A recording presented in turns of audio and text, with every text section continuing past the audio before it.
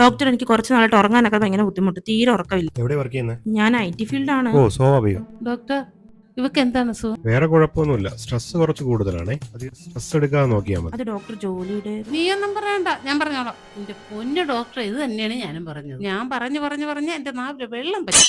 Dress എന്ന് പറഞ്ഞാ ഇങ്ങനെ ഡ്രസ് എടുത്ത് കൂട്ടുക പെൺപിള്ളേ. ഞാനും ഈ പ്രായമെല്ലാം കഴിഞ്ഞാണ് ഡോക്ടറെ ഇങ്ങോട്ട് വന്നേ.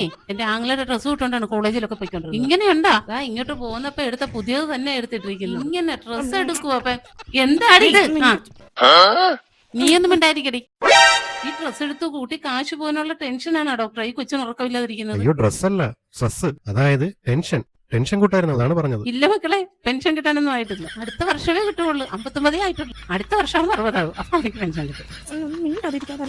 പെൻഷൻ അല്ല, ടെൻഷൻ. ഓ ടെൻഷനാ, അതൊക്കെ ഒരുപാടുണ്ട്. ആൻസൈറ്റി ഉണ്ടോ? അത് ചെറുതായിട്ടുണ്ട്. ഇനിയിപ്പൊ അതുകൊണ്ടാ നിനക്ക് എങ്ങനെ ഉണ്ടാകാതിരിക്കും എന്റെ പൊന്നു ഡോക്ടറെ?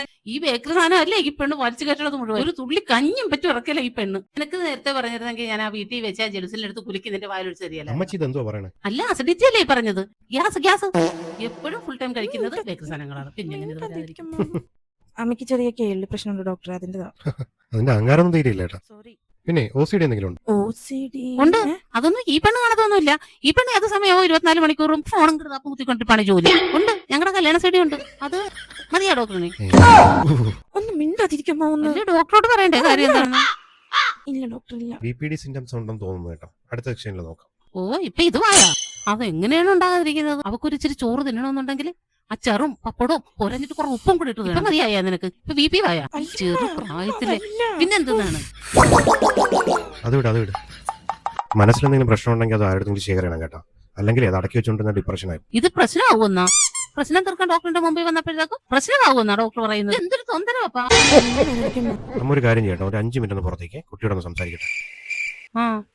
ഓ ഇപ്പൊ ഇതായാ ഇത്ര കളിക്കാൻ വന്നിട്ട് ഞാനിപ്പോ പുറത്ത് നിൽക്കേണ്ട അവസ്ഥയായി.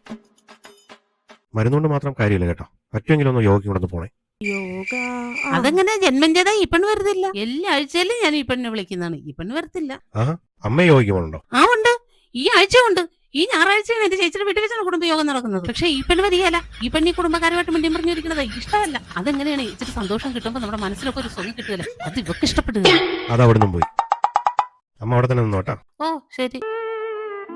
ഒരു കാര്യം ചെയ്യാട്ടോ, ഞാൻ 2 ടാബ്ലറ്റ് എഴുതുന്നുണ്ട്. എന്നും രാത്രി പാല് ചേർത്ത് കൊടുത്താൽ മതി. ഒരു 10 ദിവസം കഴിഞ്ഞിട്ട് ഒന്ന് കാണേ.